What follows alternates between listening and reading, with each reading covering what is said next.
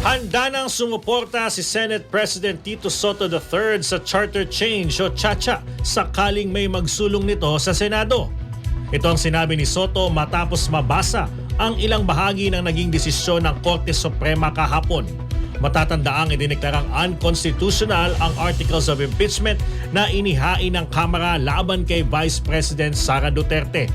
Ayon pa kay Soto, mistulang judicial legislation ang naging desisyon ng Korte Suprema sa halip na sundin ang malinaw na prosesong nakasaad sa konstitusyon.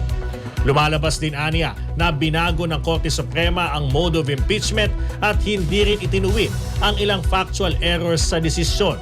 Dagdag pa ng senador, mas pinahirap ng desisyon ang proseso ng pagpapatalsik sa mga opisyal ng gobyerno na hindi na ginagampanan ng maayos ang kanilang tungkulin.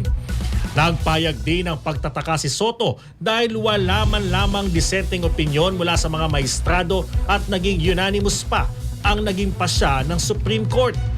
Hirit ni Soto kung ganito na lamang ang ginagawa ng Korte Suprema, mas mainam na amyendahan o palitan na ang konstitusyon at handa siyang sumuporta sakaling may magsusulong nito.